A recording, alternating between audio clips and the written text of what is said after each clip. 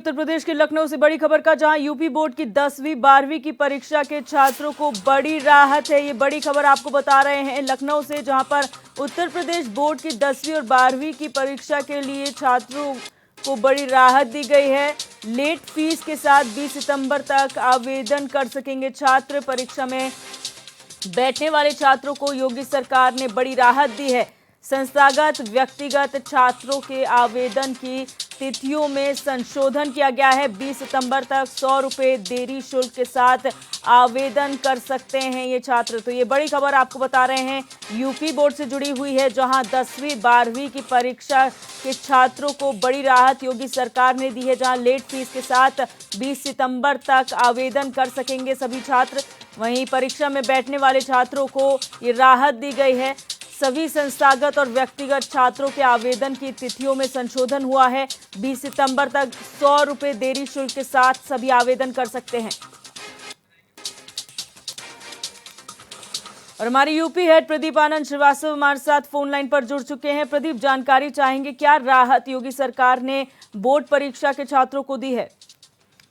देखिए दिव्यदर्शिनी, पहले ऐसा होता था कि जब रजिस्ट्रेशन होता था उसकी एक तिथि निर्धारित कर दी जाती थी और उसके बाद बहुत ऐसे अभ्यर्थी होते थे गांव और दूर क्षेत्र के, जो रजिस्ट्रेशन के मौके पे जो है मौजूद नहीं हो पाते थे या फिर ऑनलाइन रजिस्ट्रेशन नहीं हो पाता था। ऐसे अभ्यर्थियों को परीक्षा छोड़नी पड़ती थी। लेकिन अब जो है यूपी सरकार ने ये एक बड़ा जो है फैसला लिया है।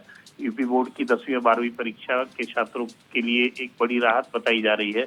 अब वो जो एक पनिशमेंट फीस जिसको कहते हैं, उसके साथ 20 सितंबर तक आवेदन जो है वो छात्र कर सकते हैं। परीक्षा में जो छात्र बैठेंगे उनको ये सरकार के द्वारा जो है राहत दी गई है।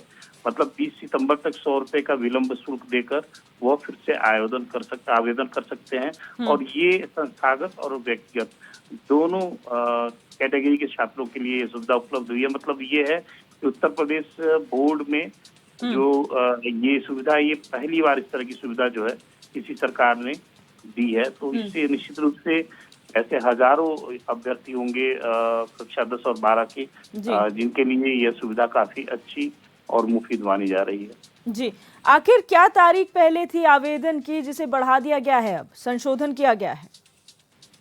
देखिए तारीख, अगर हम तारीख की बात करें तो तारीख जो है वो निकल चुका है।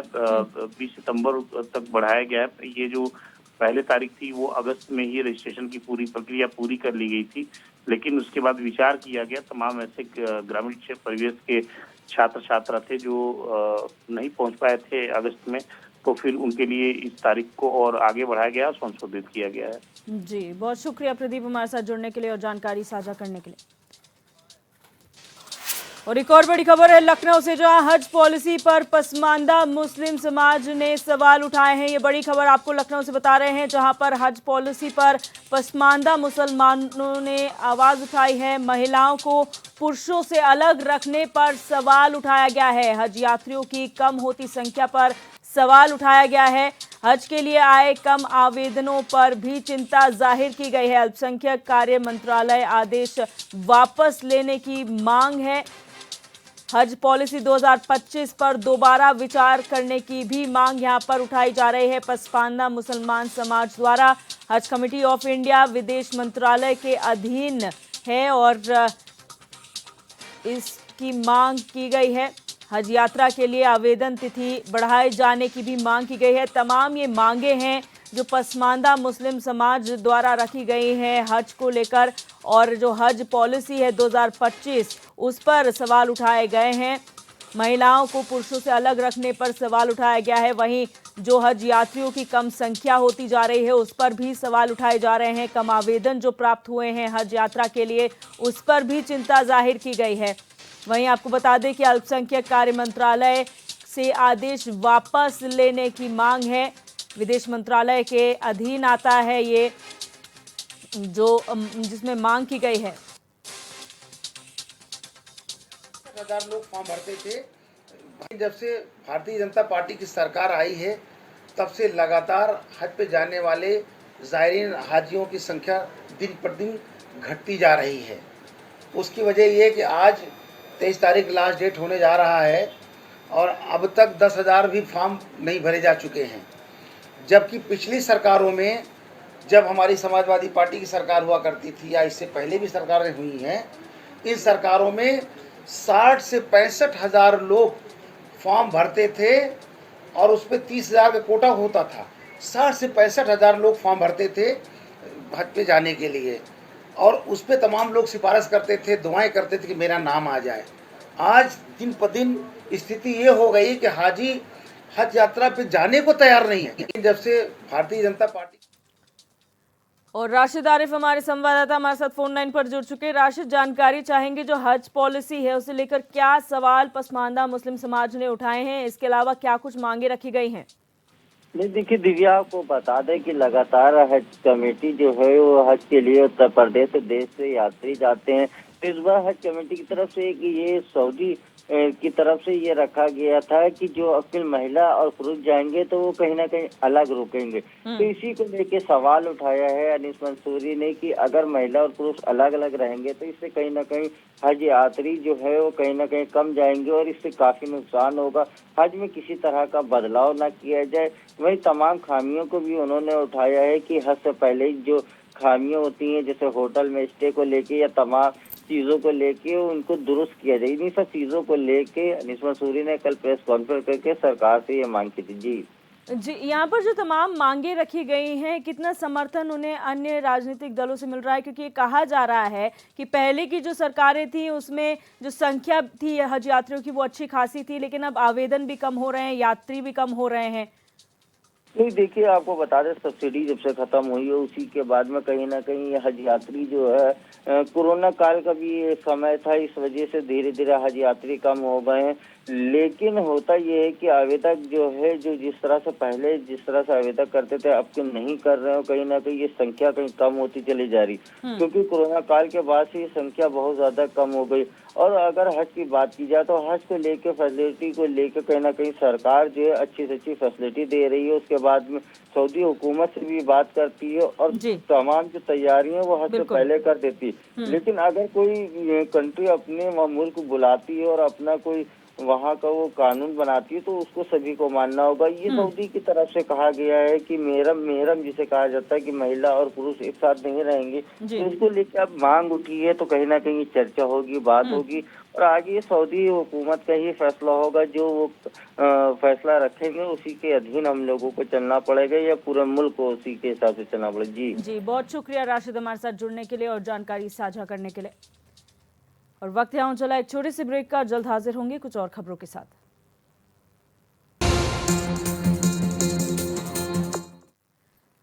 ब्रेक के बाद आप सभी का एक बार फिर से स्वागत है। रुक करेंगे लखनऊ से बड़ी खबर का। राजधानी लखनऊ में ईडी की बड़ी कार्रवाई देखने को मिली है। ये बड़ी खबर आपको राजधानी लखनऊ से बता रहे हैं, जहां पर ईडी ने बड़ी कार्रवाई की है। ईडी ने शाइन सिटी की 29 करोड़ 11 लाख की संपत्ति को जब्त कर लिया है। राशिद नसीम का खास बताया जाता है हिमांशु कुमार को ईडी ने 23 जुलाई 2024 को गिरफ्तार किया था। अब तक मामले में 4 अभियोजन शिकायतें दर्ज हुई हैं। विशेष न्यायालय ने 2 पीसी का संज्ञान भी ले लिया है।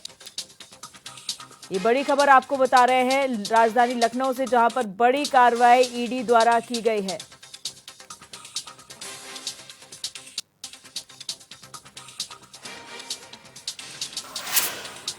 बड़ी खबर है उन्नाव से, जहां मस्जिद में मौलाना ने रखने के विवाद में खूनी संघर्ष हो गया है। ये बड़ी खबर आपको बता रहे हैं उन्नाव से, जहां पर मस्जिद में मौलवी रखने के विवाद में खूनी संघर्ष देखने को मिला। खूनी संघर्ष में लाठी डंडे के साथ ही गोलियां भी चली हैं।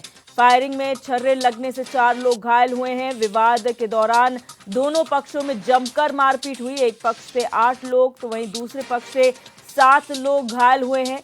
3 घायलों को गंभीर हालत में जिला अस्पताल भेजा गया है। मोरावा थाना क्षेत्र के भवानीगंज गांव का ये पूरा मामला है।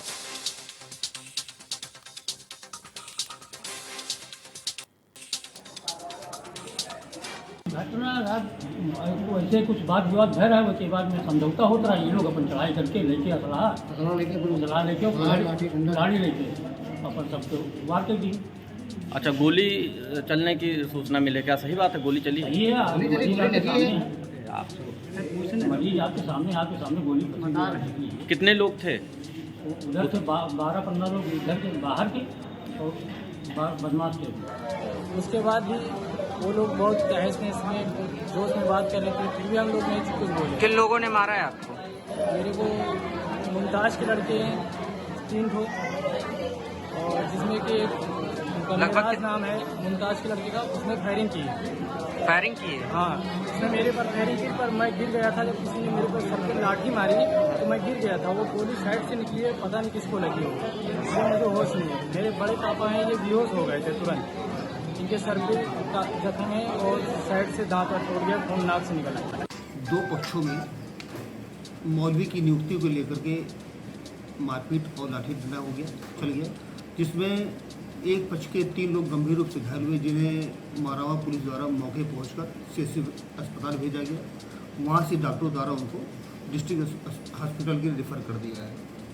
इस संबंध में द्वितीय पक्ष के 5 लोगों को हिरासत में लेकर पूछताछ और अग्रिम कार्रवाई की जा रही है। साथ ही तहरीर प्राप्त कर उचित धाराओं में अभियोग पंजीकृत किया जाएगा। और अविनाश कुमार हमारे संवाददाता हमारे साथ फोन लाइन पर जुड़ चुके हैं। अविनाश, क्या जानकारी है पूरे प्रकरण में? आखिर ये पूरा विवाद उत्पन्न क्यों हुआ? जी बिल्कुल, इसलिए आपको बता दें, ये मामला मौरावा थाना क्षेत्र के भवानीगंज का है, जहां मौलवी की नियुक्ति को लेकर एक 2 पक्ष में जमकर लाठी डंडे चले थे, गोलियां चली। इसमें करीब एक पक्ष से 7 लोग, एक दूसरे पक्ष से 8 लोग घायल हुए हैं, जिसमें कुछ जो गंभीर लोग 4 लोग थे, उसमें से हालत गंभीर थी, जिसमें से 3 की सीरियस थे, 3 को डिस्ट्रिक्ट हॉस्पिटल में भर्ती किया गया है, जहां पुलिस ने जांच कर रही है। जांच के बाद कार्रवाई की बात कही है, गहनता से जांच की जा रही। मौके पर सभी अधिकारी पहुंचे थे और जो जांच में मामले लड़ाई की जो बात चली है उसमें जांच की जाएगी। जांच के बाद सख्त कार्रवाई की बात कही है और कहीं ना कहीं जो आरोप 5 लोगों को, दोनों पक्ष से 1 लोगों में 5 लोगों को गिरफ्तार किया गया है, उससे पूछताछ की जा रही है और जांच की जा रही है। जी, जो लोग चोटिल हुए थे, घायल हुए थे, जिनका इलाज किया गया, क्या स्थिति उनकी बनी हुई है इस वक्त? जी बिल्कुल, आपको बता दें, उन्नाव जिला हॉस्पिटल में जो गंभीर घायल हैं, उनके अभी जो बात की जाए उनके हालात की, तो अभी हालात में सुधार है, उनके इलाज अभी जारी है। जी, बहुत शुक्रिया जानकारी के लिए अविनाश। बढ़ते हैं आगे, खबर यूपी के बलिया से है, जहां सपा के राष्ट्रीय प्रवक्ता और सांसद राजीव राय ने बसपा सुप्रीमो मायावती के बयान पर प्रतिक्रिया देते हुए सफाई दी। उन्होंने कहा कि वर्तमान राजनीति में सपा के राष्ट्रीय अध्यक्ष अखिलेश यादव जैसा संस्कारी और सम्मान देने वाला दूसरा कोई राजनेता नहीं है। उन्होंने मंगेश यादव के एनकाउंटर पर डीजीपी की सफाई पर प्रतिक्रिया देते हुए कहा कि जो कातिल है वही गवाह है और जज है।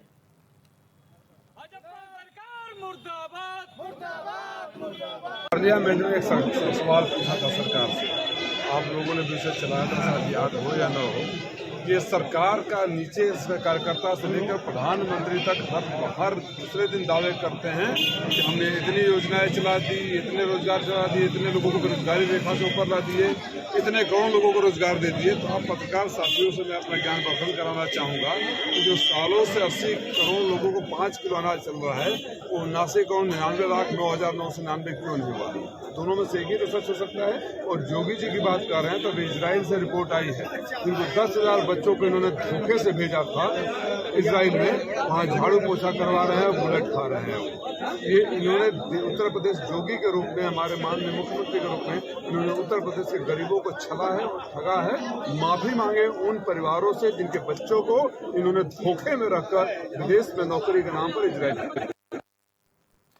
कानपुर शहर की विकास गति को बढ़ाने के लिए नई टेक्नोलॉजी और आधुनिकीकरण के साथ शहर वासियों को सुविधाओं से लैस करने के उद्देश्य से कानपुर विकास प्राधिकरण ने 141वीं बोर्ड बैठक संपन्न की। मंडलायुक्त अमित गुप्ता की अध्यक्षता में शुरू हुई बोर्ड बैठक में केडीए उपाध्यक्ष मदन सिंह, कानपुर जिला अधिकारी आर.के. सिंह समेत बोर्ड मेंबर्स शामिल हुए। बैठक में 7 प्रस्ताव पर गंभीर से चर्चा हुई, मंथन हुआ, उसके बाद मुहर लगाए गए। भवन निर्माण, होटल निर्माण, विकास उपविधि 2008 नियम, नगरीय क्षेत्र में पेट्रोल पंप, फ्यूल स्टेशन की स्थापना, महायोजना 2021 में कृषि से वृहद उद्योग लगाने समेत कई प्रोजेक्ट के प्रस्ताव को आईआईटी भेजा गया।